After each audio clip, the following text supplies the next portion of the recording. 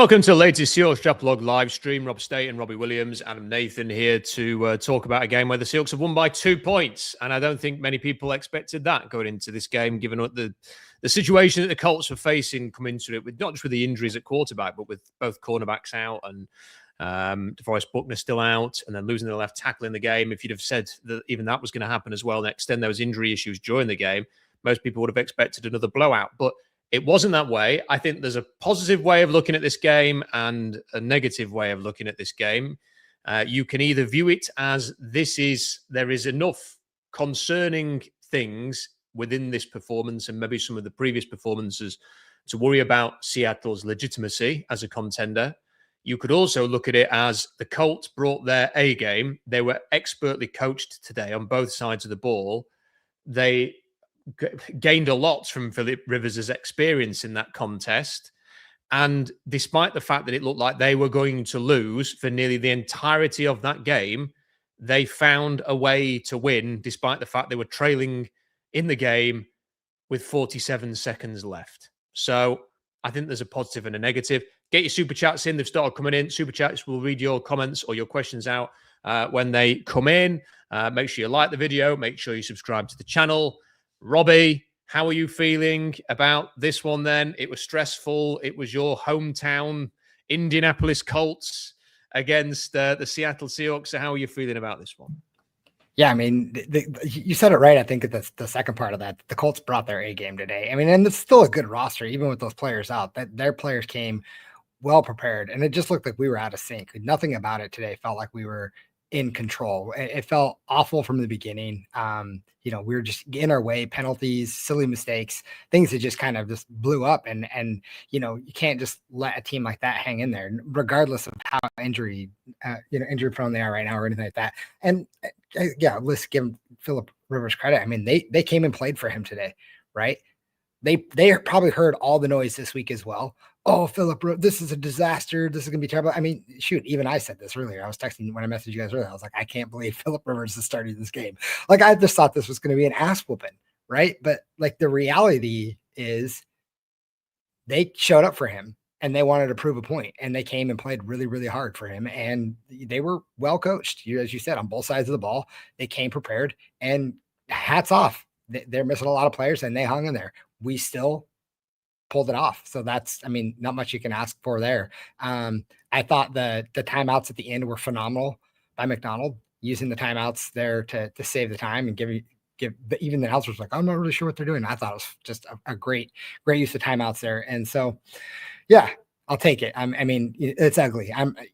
Let's get this one out of the way, get to Thursday. That's what we're really looking forward to. Yeah. I think you're absolutely right, Robbie, that the Colts played extremely well. And when the game finished, my immediate thought was almost a little bit of sympathy for them, for their head coach, who's put together a great plan, despite all of the stuff he's had to handle with bringing a player a grandfather out of retirement this week to come and play. And let's be fair to Philip Rivers, he does look a bit like he's 44 years old these days. And Lou Anarumo, the defensive coordinator, also, despite missing so many players, created a lot of problems for Seattle, and they still found a way with Indianapolis's season potentially on the line in this game. So I do think that is a positive. However, Adam, there are some other things we need to talk about as well. But what was your sort of main takeaway from that Seahawks win tonight? I think I had two ultimately. One, 11-3 is an incredible achievement for this coaching staff, the turnaround, what they've done. And I think it would be disrespectful almost not to at least look at the glass half full element of tonight, which is another win, hard game, behind for such a long time, and they did go and get it done.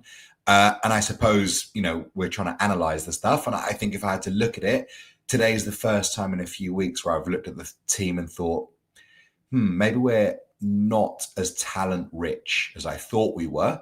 And looking ahead for the rest of the season, whether it's the last few games of the regular season or the playoffs, today is the first time that's given me a little bit of pause. That thought, maybe we're not quite at the level that I thought we were. I mean, my dad was over, who was sees the scores, knows I support the Seahawks, but not much more than that. And he's saying, "Oh, your boys look good." And I said, "Yeah, I think they might win the whole thing." And And then the game happened today. So, sport has a funny way of throwing something at you which you don't expect. So I think it's perfectly fine to see the be glass half full and a little bit empty today. I think it would be a bit weird not to have sort of conflicting emotions having watched it. But I think it's important to focus on both, including the good stuff that they did get the win, which is great. I think in talking about some of the good stuff, you also have to highlight again. I know this is not a Colts podcast, but I think it plays into some of the reasons why the Seahawks struggled today. The Colts never put themselves in a position with a 44-year-old quarterback coming out of retirement after 5 years, where he was in 3rd and 20 or 2nd and 20 or something like that. They were always seemingly, when they ran the ball, pushing the pile forwards. They were getting positive yardage on every single run. They were getting themselves into 2nd and 7, 2nd and 6. They were getting themselves into 3rd and 3, 3rd and 4. And then when Rivers was asked to make a pass, they were very clever with their screens and they executed well. Or it would be a check down that would be executed well. There were a couple of check downs. There was one to Jonathan Taylor, and it looked like he had about 40 yards of space in front of him. And then I think it was Josh Jobe or Devin Witherspoon suddenly appeared from, I think they'd been running downfield with Alex Pierce, came off him and then ran to make the tackle on Jonathan Taylor. And just little things like that. It's so simple. It's so hard, actually, to play a game plan as conservative as that for 4 quarters and almost execute it to perfection. I mean, even at the end of the game, like you've got 3 timeouts. They didn't try and ice Myers on the kick to go ahead. That's smart. Keep your timeouts in your back pocket. They managed the situation, managed the game very well, had real clarity of thought, and offensively put together an amazing plan. Now, I think there may well be a discussion this week to say, well, that Seahawks defense wasn't very good. They didn't pressure Phillip Rivers and they didn't sack him and they didn't turn him over 4 times and they should have made him look like a joke, like he shouldn't be there. I think you actually have to give all of the credit to Shane Steichen and to Phillip Rivers for the defensive inability to make plays in that game. Not saying they were flawless, but that was a brilliantly coached game. And then on the other side of the ball, I'm not sure that Lou Anarumo did anything that spectacular. He just saw what the Falcons did in the first half last week and what the Vikings did for 4 quarters the week before and lent on a little bit of that. Zaire Franklin and who's the linebacker who was with Cincinnati and then had a ham sandwich in a cup of coffee in Las Vegas? Is it Pratt, Jermaine Pratt? These are guys that really, they're flying around the field like it was the last game of their lives. Tyquan Lewis on the defensive line playing way better than I've seen him play in a long time. There was a lot of that going on where players elevated their performance. The 2 cornerbacks, there were probably a couple of plays that should have been flagged for pass interference that weren't given. I don't really want to talk about the referees because I think you make your own look in that situation. And some of the, there weren't any sort of massively problematic calls in the game for me, just ones that should have been called that weren't. And there was perhaps one pass interference that was called that shouldn't have been against Seattle. But the cornerbacks sort of played beyond their means. The disappointing thing for me, Robbie, was that the offense, again, took too long to work it out, needed half time to work it out. This is the 3rd game in a row, I believe, where they've scored 6 points and a half in the first half, which is not good enough. And it may be that on Thursday, if they start this way, the Rams will be 21 points to 3 up at halftime, and there's no coming back from that.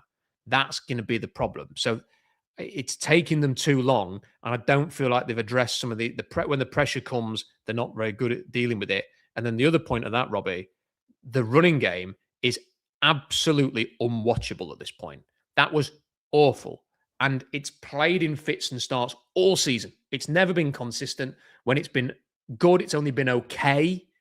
It's been, they've got to 110 yards. So I suppose that doesn't really matter. But it's not really convincing, has it, when they've run for 100 plus yards at any point? And today, it was absolutely bloody awful. And every time Jonathan Taylor or Amir Abdullah got the ball, they ran forwards, they hit the hole, they got yards after contact. And that first initial contact, they pushed defenders forward. And I'm sorry, Ken Walker didn't do that all day today. Like it felt like he got into the pocket and he either hesitated or he went down on contact. Zach Charbonnet was a little bit better on contact, but even he had some plays where he's getting tripped up at the line of scrimmage on a key drive. Like it just feels broken, Robbie. And I'm not sure. I think they've got to tweak this system in the offseason. I think if they're going to stick with the zone blocking scheme, they've got to have a look at what some of the other teams like the Shanahan's systems are doing if they're doing things differently to be able to run the ball better than this. because it's not good enough.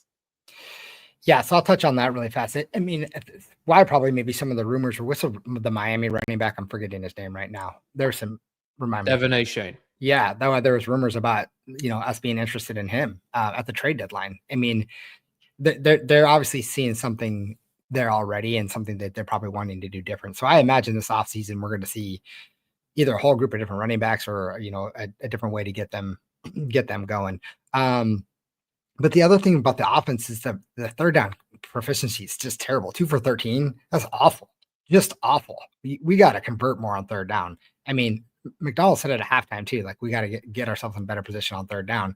And we just were not giving ourselves any room to breathe there. And just, it's really hard to succeed when you're not converting third down. So yeah, that's one of probably the biggest thing for me that I took away on the offensive side of the ball that just really was, incredibly frustrating. And I'll touch base on the other thing that you just said about the running game for the Colts. I mean, they still only got 97 yards and they rushed the ball 30 times, right? Like, they significantly ran the ball a lot, and we still held them to 97 yards. I think that's still pretty good, but to your point, they were still felt like they were getting yards every single time when it just didn't feel like we were. Yeah, a couple of quick things. Micah Parsons has torn his ACL. So that's just broken. So did Patrick Mahomes. Well, Mahomes, has that been confirmed? Yep. It has been confirmed. Yep. Ooh, wow. I mean, look, ACL injuries are not what they were. Like, an Achilles injury is now, I think, widely seen in all sports, actually. Like, certainly in our football, people fear the Achilles more than the knee, and it used to be the knee. So I would imagine that there's a chance Mahomes could be back for next season, at the start of next season, maybe even camp. But it's not, it's December 15th when he's picking this injury up. He's not picking up in September. So, and yeah, Parsons out. And look, I don't want the Seahawks to succeed because the Packers are not as good as they could be. Because that could be you next week. That could be Sam Darnold or Leonard Williams or whatever, and then all of a sudden Drew Lock's playing at quarterback for the rest of the year. So I don't want to see any key players for other NFC teams get injured. And that includes the Niners and the Rams. I don't want to see anybody get injured. But it hampers the Packers lost today to the Broncos. So they're 9-4-1. So you're a couple of games ahead of them now. If it comes down to teams that could potentially chase the NFC West winner for the number 1 seed. And somebody mentioned this. I noticed that Devontae Adams hurt himself in the game. So someone's mentioned this in the chat. I saw that because I had half an eye on the Lions Rams game, and I saw him limping off the field. But whether that keeps him out, I'm not sure. But can he get back to full health for Thursday? That's a question mark. But I don't want to rely on that. I'd almost rather him play. I want to see the Seahawks beat the Rams at full strength. I don't want to see us beat him because Devontae Adams is injured or Puka Nacua is injured or something like that. The running game. The other thing I was going to mention is I've got an article that's going to come out this week talking about the running back position. You've got a Shane who is smaller and quick, like ran a 4.3, quicker, dynamic, gets the hole quickly. Not big, obviously, not overly physical, but so dynamic and quick. What kind of running back is James Cook at Buffalo? It's exactly the same type of player. Dominating for the Bills. Huge game again today. Jahmyr Gibbs, is he a power back? Is he a big 220-pound back? No. He's dynamic. He's quick. Henderson, the running back at New England. Again, not a big guy. He's quick. He's fast. The NFL, to me, feels a little bit like it's trending towards that kind of back. And you mentioned it, Robbie. It was Tony Pauline who said that the Seahawks had called about a Shane. That's never been confirmed. We'll never know. But I just wonder, we've talked about could they go and get a Max Crosby or something in the offseason? If that's not possible, I wonder if they go and get a Devon Shane. He's in a contract year next year. Who knows what the Dolphins' position is going to be? Would they be prepared to trade a running back for a high-ish draft pick in a contract if they don't think they're going to pay him?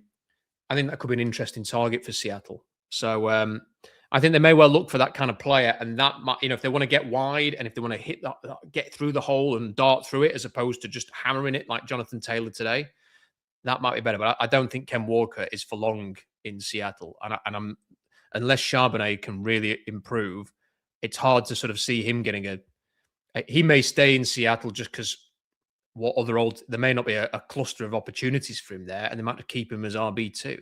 But this running game, Adam, has been It's been crap all year, really, hasn't it? And I just don't see how you fix that on December the 15th now. There's 3 games left of the regular season, isn't there? Yeah, it's a tough watch. And obviously we talk about the individuals, but I had my sort of standard setup of Seahawks game on my laptop and Red Zone on my TV. And as the Seahawks were struggling to run the ball, Karen Williams literally walked into the end zone from 3 or 4 yards out, right through the middle of the Lions' defensive line. And I was watching that thinking, yeah, you can talk about players where you want, but the holes that they're creating and opening with a system. And again, I'm not a tape guy. I'm not going to be, grinding the tape to work out what's gone on.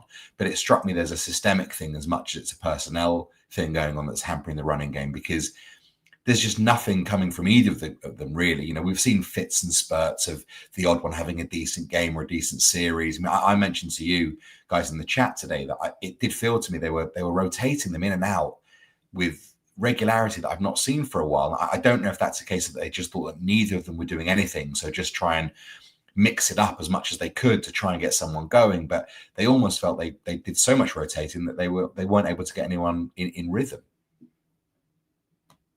Yeah, I agree with that a little bit. I mean, I just think that I think they've wanted to get Ken Walker sort of really involved, and they've talked about that, and it just hasn't happened. It just hasn't.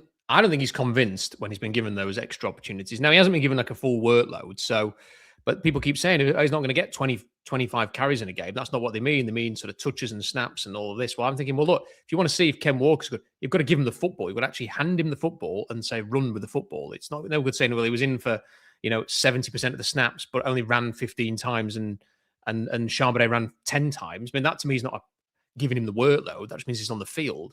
And if he's not been used in the passing game that much, and I think today they just thought we need more Zach Charbonnet. It's going to be that kind of game. It's a bit of a war of attrition. And they ran through it. I don't think they're going to fix it now.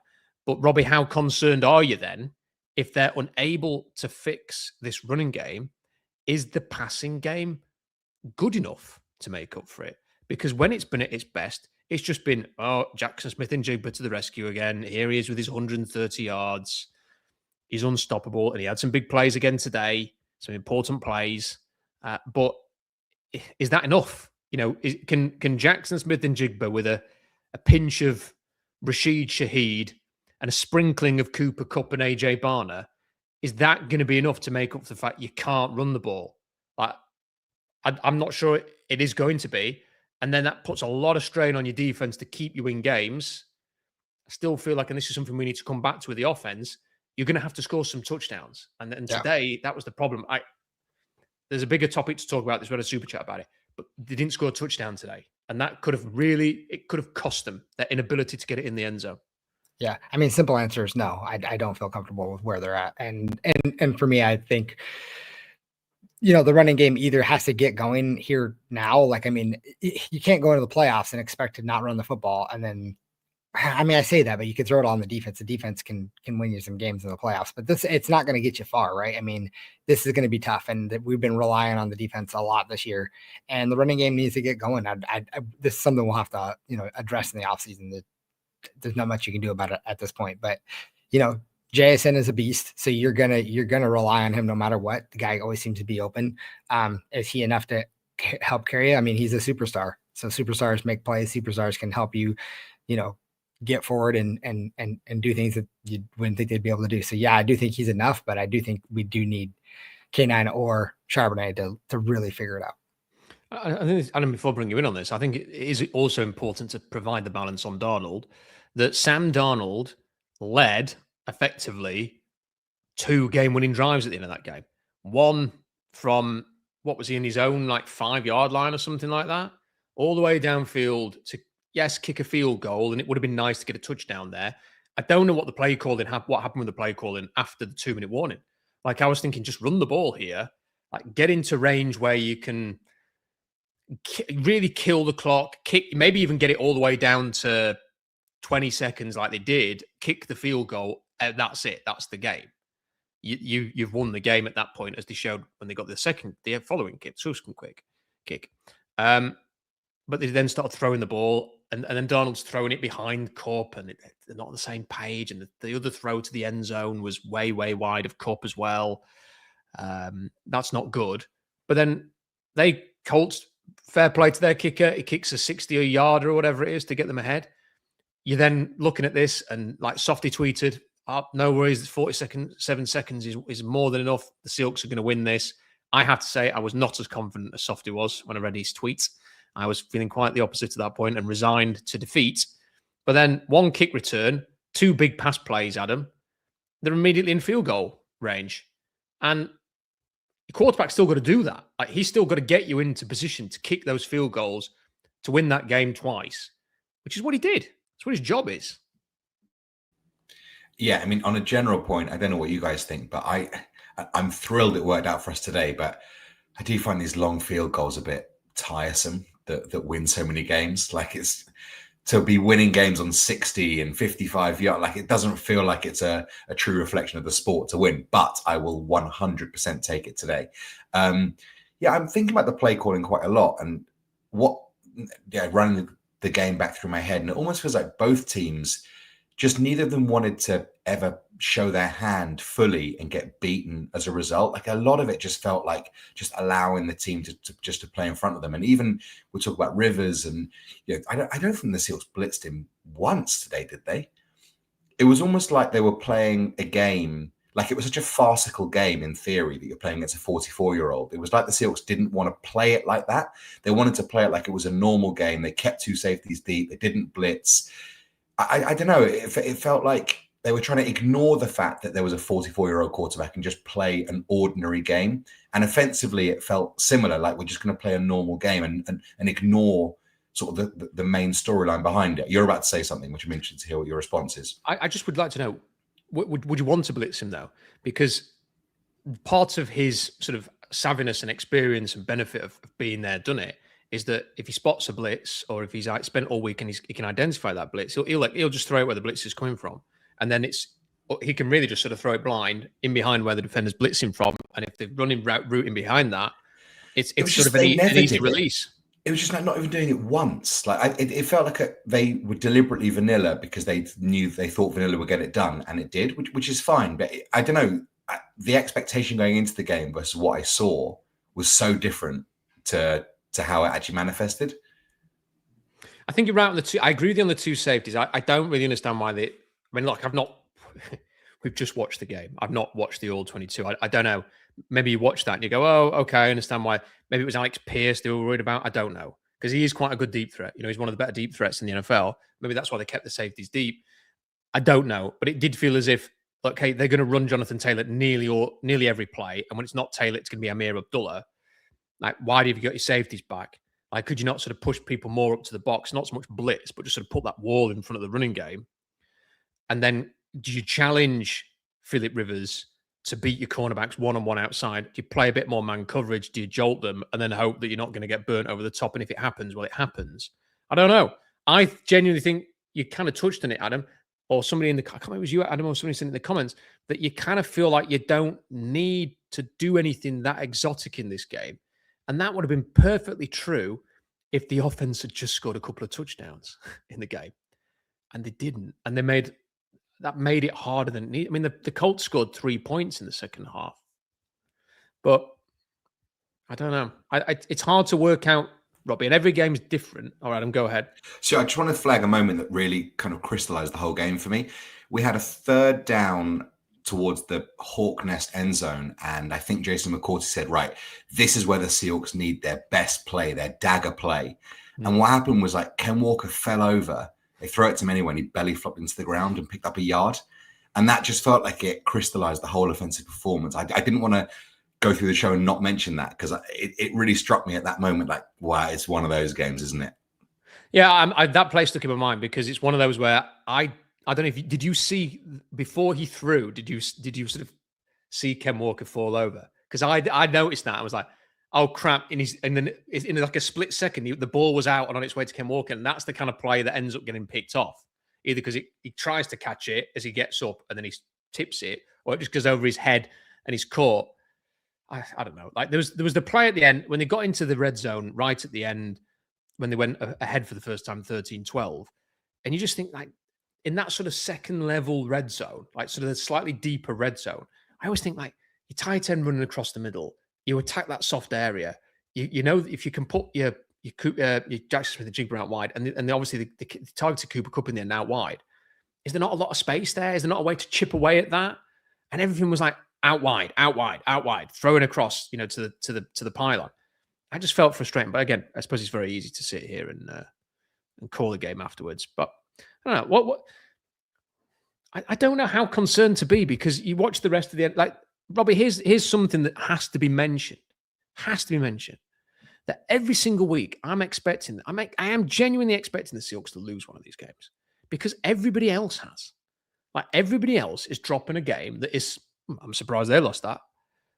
Whether it was in week 6 or like the Rams losing to the Panthers a couple of weeks ago. Because the Panthers have just lost to the Saints tonight. Like, so there are surprise scorelines everywhere. And the Seahawks have so far, touch wood, have managed to avoid having that kind of a game. And they've avoided it today. And maybe this is just a sign of a battle-hardened team, Robbie. And when the Seahawks got to the Super Bowl in 2005, they had a lot of close, how the hell did they win this, sort of late field goals or other teams missing field goals and stuff like this. Maybe this is actually just a really good sign that they can win games. You know, they've shown they can have a bit of bollocks and win a game like this if they need. So I don't know, maybe that's the positive side to it, because I know full well that I'm going to do at least one podcast this week, and the talk's going to be about how crap the offense was. But actually, they won a game today against a team with a winning record that played its arse off. You know, you think about it, we lost to the Niners by 4. We lost to the Bucks by 3. Every game that we could have won every one of those games, right? We lost to the Rams by 2. They could have won all of the games. All of them. We've been in every single one of these games. How many teams can say that? I don't know. The Rams? Maybe the Rams, yeah. But that's it. I mean, if you think about it, that this is we're gonna have games. Like, I think this is still a good Colts team, even without the players that they had. Like, they're well coached. They came inspired and ready to play. This is gonna happen, and we still got the win. So, yeah, I mean, you can look at a lot of things being negative, but there's some really good positives about this team. And even if this isn't the year for them, next year looks really bright, and they're going to continue to grow. Adam, there's a problem. The first half is a problem, though, and we mentioned this at 6 points again in the first half. Like, there's a couple of sequences that stuck out for me that I made notes about. You've got the JSN drop in the first half on what, you remember that on one drive, which is a uncharacteristic drop, but a bad drop. You know, like if Cooper Kupp had made that, people would have made a massive deal out of it, but it's JSN, so people won't. And then the very next play, you've got Barnett stood in an offside, and he was offside. His big toe and like the front of his foot, maybe all of his toes were across the line, and he was offside.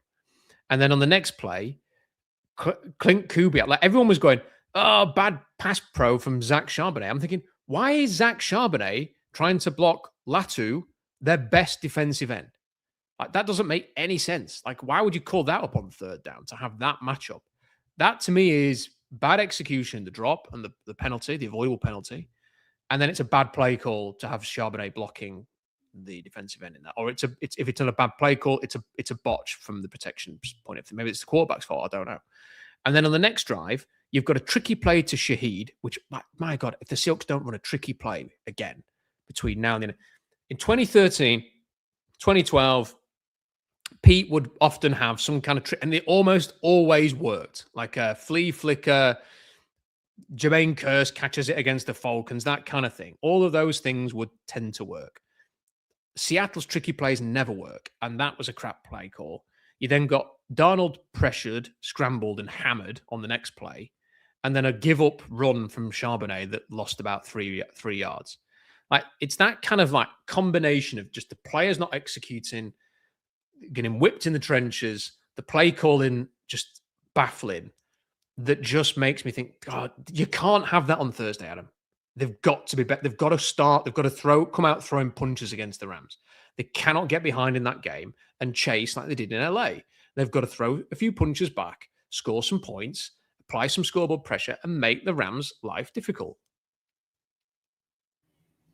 Yeah, I mean, I think a lot of us probably didn't look past today's game, but there was always an eye on the Rams as the one that was going to be so defining. But it's interesting to know I kind of feel like a lot of the issues today were execution. And I think if that is going to happen, I'd probably rather that than looking at the team thinking they're not good enough, they're not calling the right plays.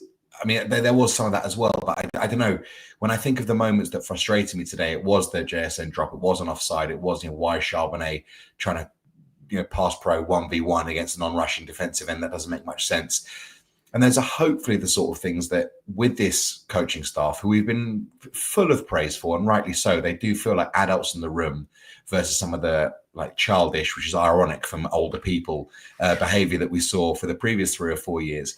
It was really bad today, by the way. And the press conference is even worse, but carry on. Yeah, well, I can imagine. And there's part of me that is more than willing to give them the benefit of the doubt and say, I'm not expecting to see that against the Rams. Now, I know that against the Falcons, they had dodgy first half, and it does feel like sometimes they have to just throw up on themselves just to get it out their system and then move on. And I suppose we all thought, well, rotten first half, they'll come out and probably do the same second half as they did last week. Didn't happen today for whatever reason. But yeah, I mean, there were times when we've done this podcast over the past 4 or 5 years where I've watched a win and I thought, we've won, but there's nothing to build on here. And, it's all well getting the win, but that's not going to translate to next week. I don't feel negative in the way that I about this team now. I still feel that they can stack wins and they can beat the best teams. They just have to be at their best, which is certainly a far cry where I just thought they're not very good. They just happened to win today. So I'm still pretty optimistic, even though there were some moments that I think it's fair to say were not particularly inspiring today. We're going to get to the super chats now. Keep those coming in. But I also want to point this out because Curtis Allen has done an unbelievable job actually with a number of different things. One of the great things he did even prior to Mike Macdonald being hired was he and I were discussing the number of snaps the Baltimore Ravens in 2023 faced when they were actually trailing in a game, which does make life easier for a defensive coordinator. Because if you are always playing with a lead and teams are chasing, everyone can admit that makes your life easier. And the Ravens faced the fewest snaps in 2023 when they were trailing. And it was something that he and I picked up on as to trying to work out what it all means, whether that is something to be concerned about, maybe, or did it mean nothing or whatever. Now, this year, fun enough, the Seahawks were in almost the exact same place that the Ravens were in 2023. Almost, I think, I don't want to do Curtis disservice here. I think it was almost identical number of snaps that they have faced trailing, which is very few. And my worry about that was as soon as the Ravens faced a playoff game, so they hammered the Texans in their first playoff game. In the second one, they were trailing to the Chiefs in the first half, and they couldn't recover from that. They hadn't really been battle tested in a game where they trailed. Now, they trailed almost the whole of I think they did trail the whole of the game against the Rams, and they didn't come through. That was the first real test. This is the second one. They trailed nearly the whole game today and found a way to win. That's a good sign for me. As much as we all say, you cannot do this in the playoffs, you will get beat. It is possible that there will be a playoff game just like this game we saw today. And sort of being able to say, remember the Colts game, actually is not a bad thing. It's not always about blowing everybody out. So I think that is important to mention as well. Let's get through the super chats. Keep those coming in. CCW9091 says, woo, let's hope the offense can get it figured out on Thursday. So is the problem that defenses have figured Kubiak's offense out or what? Robbie.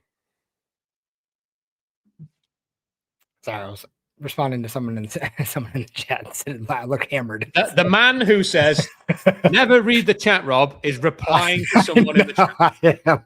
My bad. So let's see. Here we go. I don't think so. I don't think they figured it out yet. I think maybe just a little bit of bad game plan. I mean, if you think about it, they've adjusted well in the second half for the most part every single time. Maybe the beginning of the game hasn't gone as well. Adam?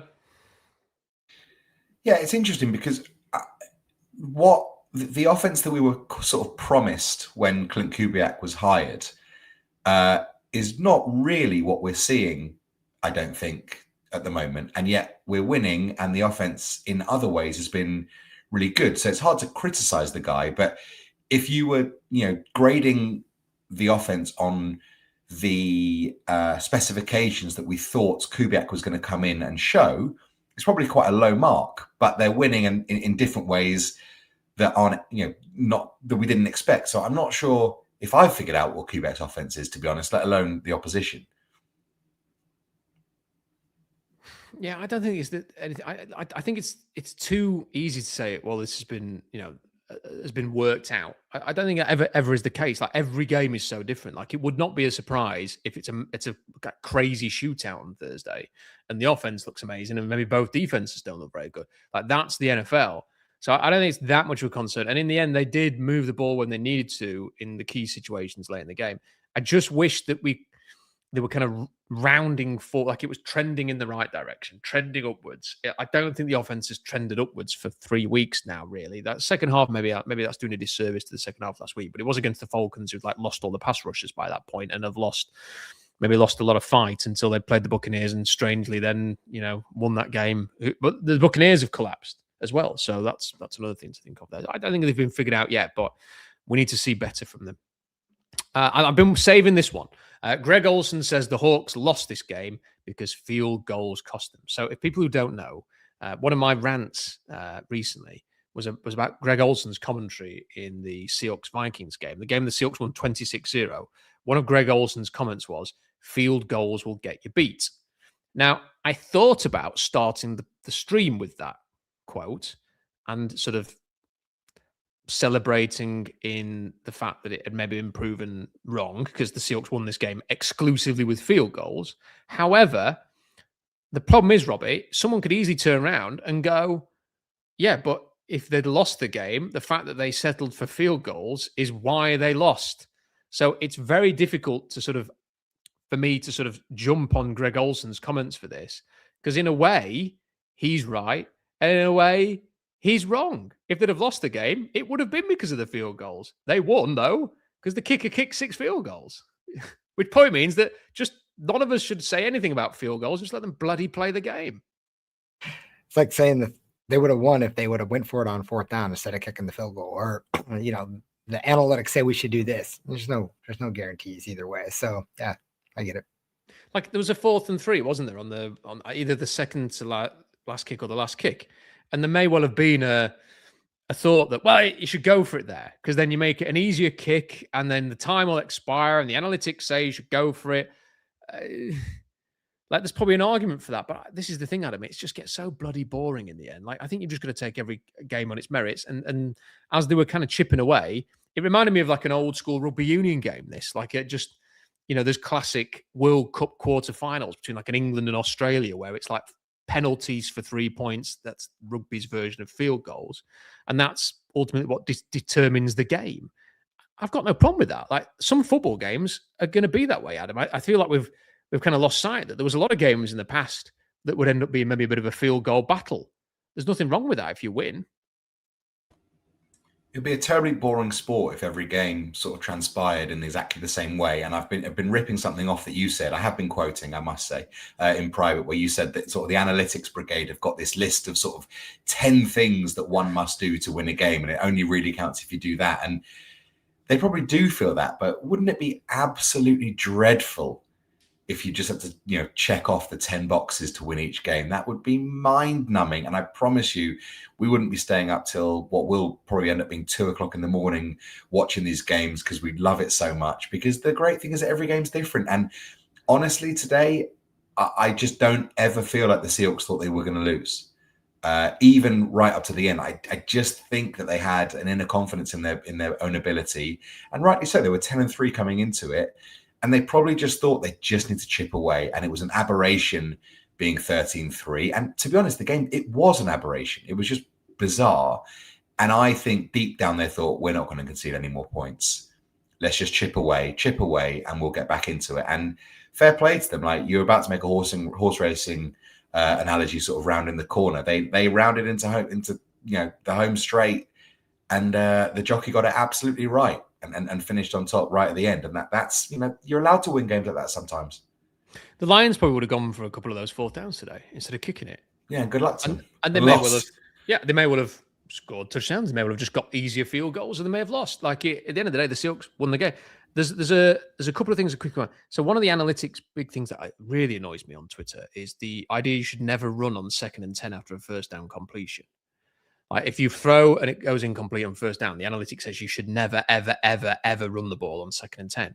And I'm sure there's data that if there was an analytics boffin with us today, they'd go through their list of reasons why you should never do this. I do just think though, like, have we lost the idea here that if a defense shows you a look, which means that a running option there on 2nd and 10 is the percentage is that if you just run up the middle, the numbers game of how many players are lined up at the line will give you a chance to get it into 3rd and manageable, or even convert a first down on 2nd and 10 with a run.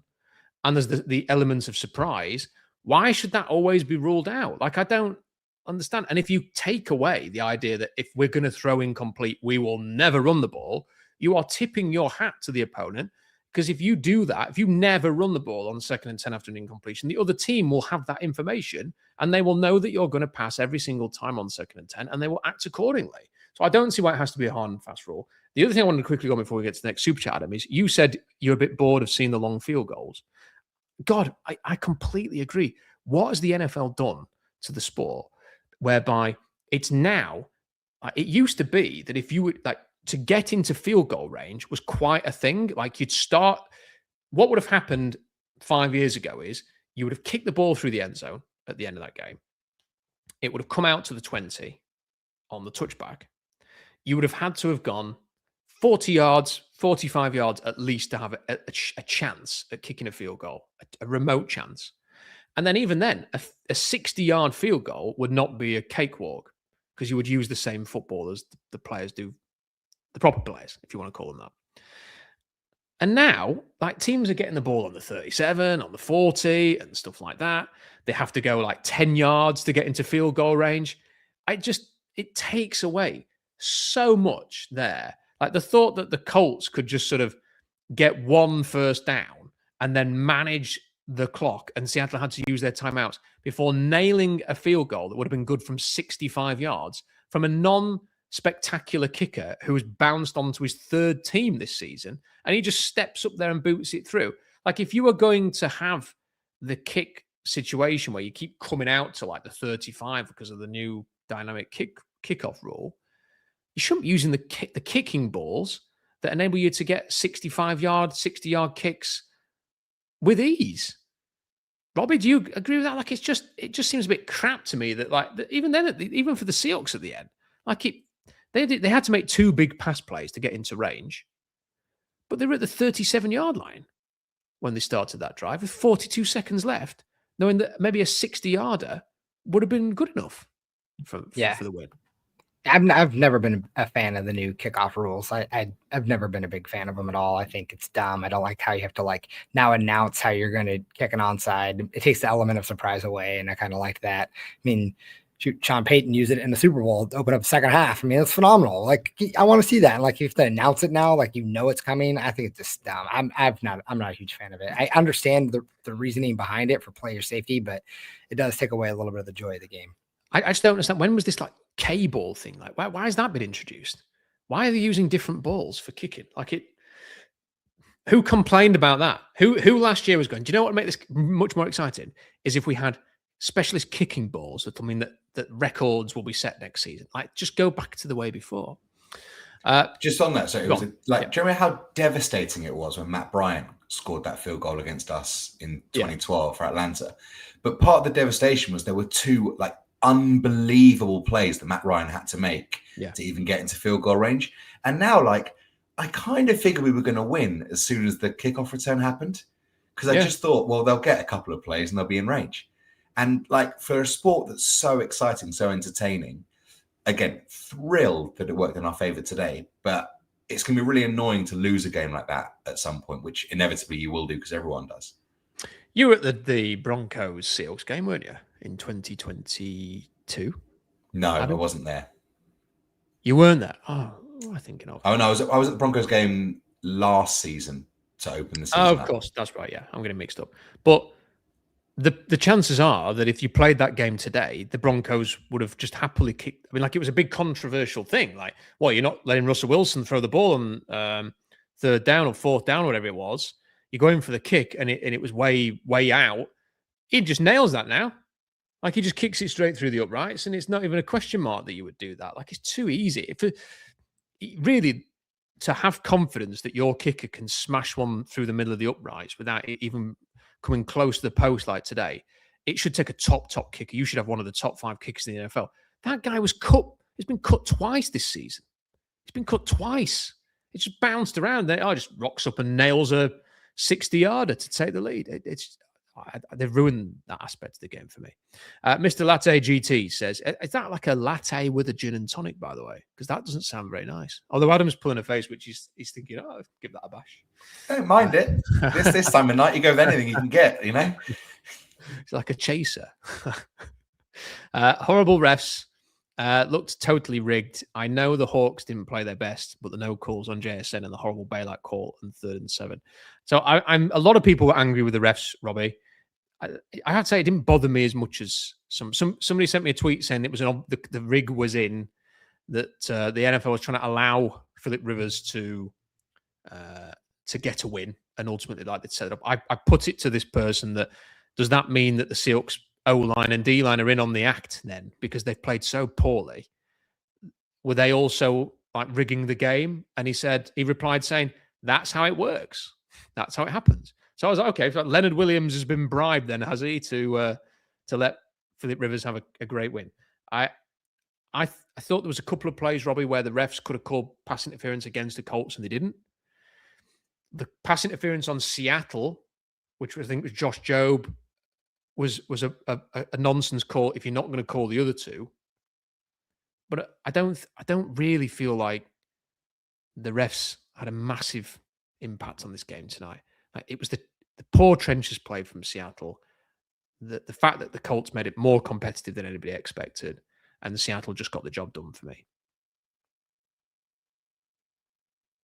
Yeah, sorry, I'm trying to look it up. I think it was only 5 penalties against us for like 37 yards. I mean, you do just want consistency, but right. And I think the one that people are probably most mad about is the one where he looked like he was like trying to punch the ball out and he was holding them up at the end and like looked like he was like kind of getting the face mask and stuff. I mean, I think that one kind of was annoying, but for the most part, yeah. I mean, I was frustrated by 2 of the pass interference calls and then they didn't give us one back. Like that was annoying, but I wouldn't say it was, the refs were awful today.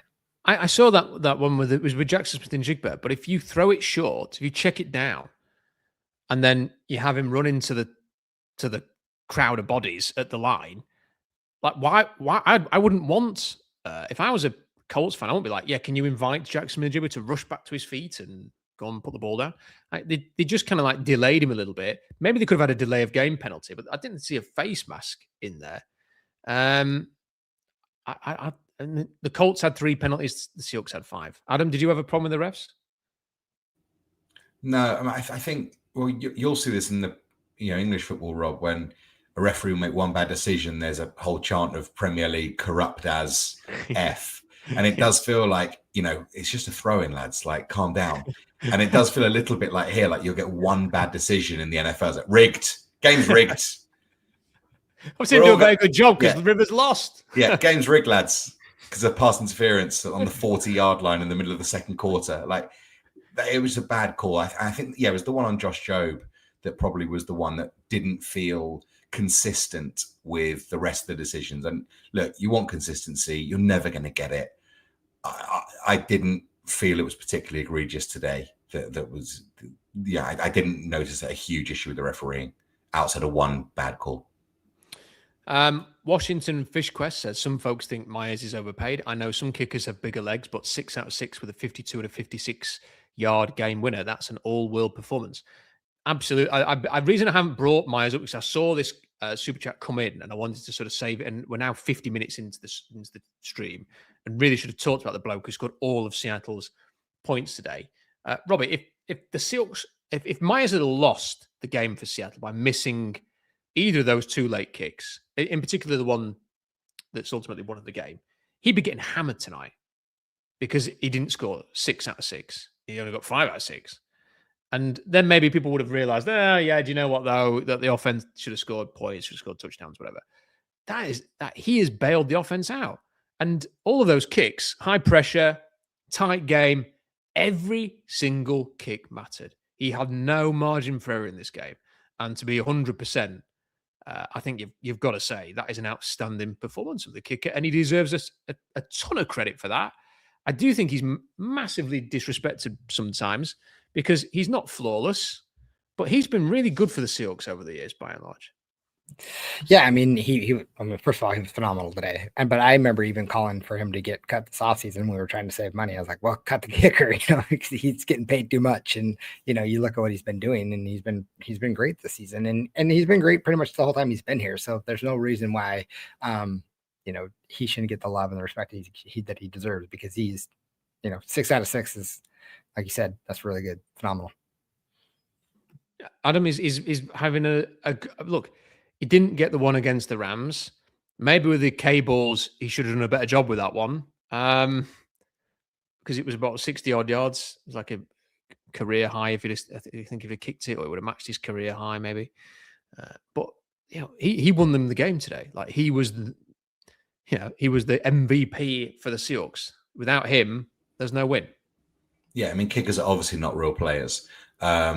And they should never be treated as such. But there is something quite alpha, like of Jason Myers just like ripping a smelling salt and going out there and whacking a field goal to win the game. Like it must be such an insular position to have. You do have to do it all by yourself. Like there was that, the Colts kicker who was, in the 2-minute warning, having his own little moment, practicing field goals without a ball just before kicking the kick that nearly won it for him. Like I do feel for these guys under immense pressure, and as much as I don't, think the position needs to be elevated as much as it is, the only thing worse is having a bad kicker, because then you're knackered.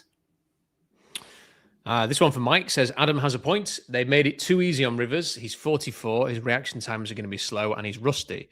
They should have brought more guys on passing downs. I feel like we've been over it. I just disagree. I think the way to make life easy for Philip Rivers is to play to his strengths, which are he can get the ball out quickly.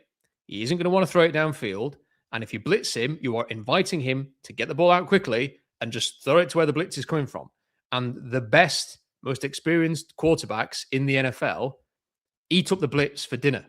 Like for me, the task today was to make him throw downfield, to put him in situations where he would have to throw downfield. And the only time you forced him into that situation was with 11 seconds left in the game, and he threw a duck into the air that was easily picked off. Like if the Seahawks were leading by a touchdown in the third quarter, I think they'd have picked him off 2 or 3 times today. It's the fact that the offense never applied that pressure to him. They never put him in a situation where he had to throw more than 10 or 15 yards down the field. If you blitz, he will just throw where the blitz is and get it out. I think the point on the 2 safeties is a bigger thing, because that does leave him to do the same thing, as there are opportunities underneath and you can run the ball. And Jonathan Taylor ran, as did Amir Abdullah. And that was part of the problem today. But if the Seahawks had got into a lead, if they'd have had like a big play earlier on offense or on special teams to get ahead, I think this would have been a very different game. This one from It Is What It Is, 1345. Thank you, Rob, Robbie, and Adam. Always much appreciated, even during stressful times that ended up working out. Robbie, on the stress level, where were you on a scale of 1 to 10 tonight or today? Actually wasn't all that. I wasn't all that stressed. We always felt like we were in it. I wasn't really that worried about it. And then I think the worst thing for me was just having to hear from people who obviously live in Indianapolis, and I didn't want to hear from the folks who are Colts fans. And that was like the only thing I was kind of dreading, but I wasn't all that worried. Yeah, I think on the stress level, I was like a 6. I was more like a 9 on the annoyed level. But Adam, where were you in the stress thing? I have to be honest, for a number of reasons, I've had a pretty horrific day. And there was some light relief always at the end of it, thinking I get to watch the Seahawks play tonight. And that's going to make things a bit better, because it's just been awful. So there was part of me that was sort of appreciating just getting to watch my team play. But that being said, I just never thought they weren't going to win.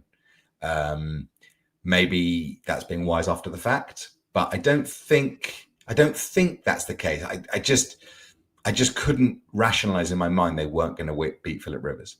So I was never that stressed, I have to say. This one from Brett says, I don't think Kubiak has figured this offense out, to be honest. He hasn't found the next level of potential that his offense is capable of. #personnel. And we have had some good moments in offense this year. I think we should remember that too. Martin says, I would call this a battle-testing win. Not pretty, plenty of improvement needed, but we still won. The Colts are a good team fighting for the playoffs. And Mark says, it's 480 Mark. He is back. The massive super chat Mark. Says, Greg Olsen is a fruit. He hasn't suggested which fruit. Maybe you could follow that up in the comment and I'll read it out. A win is a win. Even with 0 touchdowns tonight, the place was electric. Appreciate you guys. When will we play Riley Mills? I think he played today. I don't know how many snaps he had, but I remember seeing John Boyle tweet sometime, I think it was, that he was on the field. So I think that was in the first defensive series as well. So I think he did play. But appreciate that 480 Mark. And do let us know what fruit. Someone has suggested a pear. I've seen a kumquat mentioned, but we'll let Mark pick his fruit of choice. I wanted to finish the last 5 minutes off just by quickly talking about the Thursday night game. Robbie, how confident or not confident are you for the Seahawks in what is the game of the season? Like it just is. Like if you win that game, you command your destiny in terms of the number 1 seed.